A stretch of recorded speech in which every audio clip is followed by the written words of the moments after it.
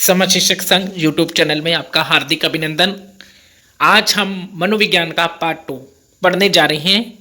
Channel पर बने रहिए साथियों, अधिक से अधिक क्लास को शेयर कीजिए। आपको 30 में से 30 प्रश्न का टारगेट, फर्स्ट ग्रेड सेकंड में 20 प्रश्न और रीट फर्स्ट लेवल सेकंड में 30 प्रश्न का मेरा टारगेट। एक एक चीज, किसी भी किताब, किसी भी कोचिंग को नहीं छोड़ूंगा मैं। थोड़ा टाइम लगेगा किंतु पेपर से पहले आपको पूरा सिलेबस करवाऊंगा। मनोविज्ञान एक ऐसा विज्ञान है जिसमें प्राणियों और व्यवहार का, मानसिक दैहिक प्रक्रियाओं का अध्ययन किया जाता है। मनोविज्ञान में मानव के साथ साथ कुछ टाइपिंग में गलती है, उससे ध्यान इग्नोर कर दीजिए। मनोविज्ञान में मानव के साथ साथ पक्षियों के व्यवहार का भी अध्ययन किया जाता है। मनोविज्ञान का जो शाब्दिक अर्थ होता है, मन का अध्ययन, आत्मा का अध्ययन होता है। इसमें मन का अध्ययन करना है। साइकोलॉजी, मनोविज्ञान को इंग्लिश में साइकोलॉजी कहते हैं। ये अंग्रेजी भाषा का शब्द है, जैसे कि मैंने पहले भी बताया था, पेपर में आया हुआ है। साइके प्लस लोगास 2 शब्दों से मिलकर बना है। साइके का अर्थ होता है आत्मा, लोगोस का अर्थ है अध्ययन, यानी आत्मा का अध्ययन। मनोविज्ञान जो चरण है, गुजरता है, वो 4 चरणों से गुजरा है। आत्मा का विज्ञान पहले अपनाया, फिर मस्तिष्क का विज्ञान अपनाया, फिर चेतना का विज्ञान अपनाया, फिर व्यवहार का अध्ययन अपनाए हुए है। आत्मा का विज्ञान, प्लेटो, अरस्तु, डेकार्ते दार्शनिक थे। इन्होंने क्या किया था, आत्मा के विज्ञान को स्वीकार किया, इनका समर्थक दिया। साइकोलॉजी शब्द का शाब्दिक अर्थ भी क्या होता है, आत्मा का अध्ययन करना। मनोविज्ञान में जो आत्मा का अध्ययन है, जो परिभाषा है, 16वीं शताब्दी में प्रचलित थी, परंतु बाद में तत्कालिक मनोवैज्ञानिकों ने क्या किया, क्योंकि आत्मा के अंतर्गत क्या है, आत्मा का अध्ययन किया जाता था, तो उसके पश्चात जो बाद में दार्शनिक हुए, इसने आत्मा के अध्ययन की परिभाषा की सही व्याख्या, स्पष्टता नहीं होने के कारण, इसका आकार नहीं होने के कारण इसे मान्यता नहीं दी। यह परिभाषा क्या होगी, अमान्य हो गई। तो फिर इसके बाद आई मन मस्तिष्क का विज्ञान, मन का विज्ञान, मस्तिष्क का विज्ञान।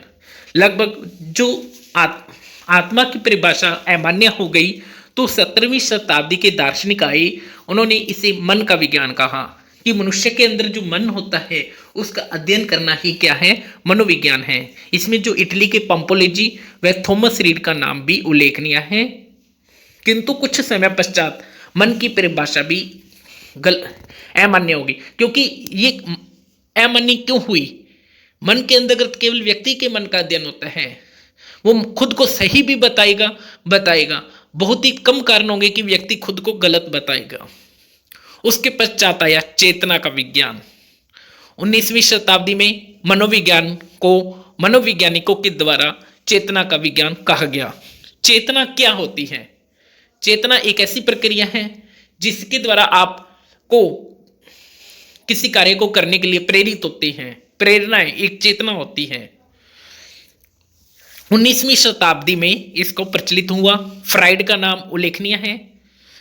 विलियम जेम्स अली आदि विद्वानों ने मनोविज्ञान को चेतना का विज्ञान कहा। विलियम वुंट है, इसके बारे में अपने विस्तार से चर्चा करेंगे। ये नॉर्मली नॉलेज है जो अक्सर पेपर में पूछी जाती है। क्योंकि मेरा टारगेट 30 का 30 है, छोटी से छोटी बात को लेकर चलूंगा। अभी तो साइकोलॉजी की शुरुआत हुई है, आगे आगे देखिए क्या होता है। साइकोलॉजी के अंदर मैं किसी भी कोचिंग, किसी भी किताब को नहीं छोड़ूंगा, एक एक चीज आपको करवाऊंगा। साथ क्लास को अधिक से अधिक साथियों को शेयर कीजिए, लाइक करना नहीं भूले। किंतु जैसे कि चेतना का विज्ञान कहा, इसमें चेतन का विज्ञान क्यों कहा जाता है, क्योंकि इसमें चेतन प्रक्रियाओं का अध्ययन किया जाता है। बाद में क्या हुआ, चेतन प्रक्रिया, यह परिभाषा भी मनोवैज्ञानिकों के द्वारा अमान्य कर दी गई।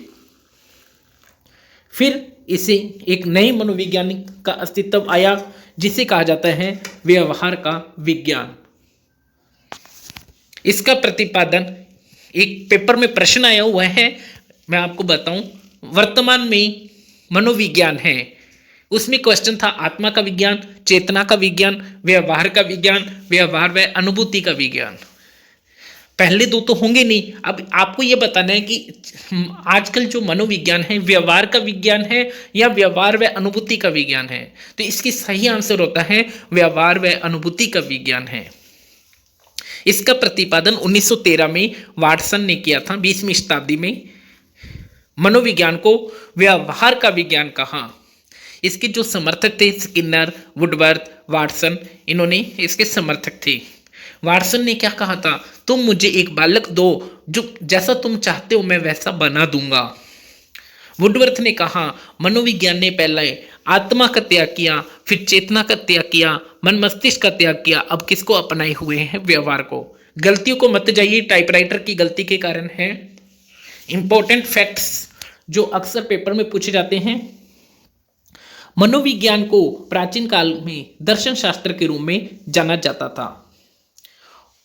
भारत में मनोविज्ञान का जो विकास प्रारंभ हुआ कोलकाता विश्वविद्यालय में दर्शन शास्त्र के रूप में 1915 में हुआ था। 1916 में ऐसा पहला मनोविज्ञान विभाग प्रारंभ किया गया। किसके द्वारा? एन सेन के द्वारा। प्रयोगात्मक मनोविज्ञान का जनक विलियम वुंट को कहा जाता है। इन्होंने अपनी प्रथम जो प्रयोगशाला थी लिपजिंग नामक स्थान पर की थी, जर्मनी में स्थापित की थी। 1879 में स्थापित की थी। और वर्तमान में जो शिक्षा मनोविज्ञान है वो वैज्ञानिक सिद्धांतों पर आधारित है। शिक्षा मनोविज्ञान की उत्पत्ति 19वीं शताब्दी में मानी जाती है। इसकी जो स्कूल है, इसकी जो संरचना है, इसके बारे में अपने बात करेंगे आगे। इसकी जो 6 संरचनाएं हैं, निर्मितवाद, संरचनावाद, प्रयोगात्मकवाद, विश्लेषणवाद, सबके बारे में बात करेंगे। ये कौन कौन से स्टेप से गुजर रहे हैं। प्रथम शैक्षिक मनोवैज्ञानिक कौन थे? थोरनडाइक। ये याद रखना, ये पेपर में पूछा गया है। शैक्षिक मनोवैज्ञानिक थोरनडाइक है और शिक्षा के क्षेत्र में जो सूत्रपात किया है वो रूसो ने किया है। 4H एजुकेशन का सूत्रपात किसने किया? महात्मा गांधी ने। ये इंपॉर्टेंट है। इसका हेल्थ, हेड, हैंड हो जाता है हेल्थ। 4H का एजुकेशन का सूत्रपात किसने किया? महात्मा गांधी ने। इसके बाद आगे वीडियो नेक्स्ट करते हैं। चैनल को लाइक और सब्सक्राइब जरूर कीजिए, अधिक से अधिक साथी को शेयर कीजिए। इसका टारगेट है 500 वीडियो का टारगेट रखा है। धन्यवाद।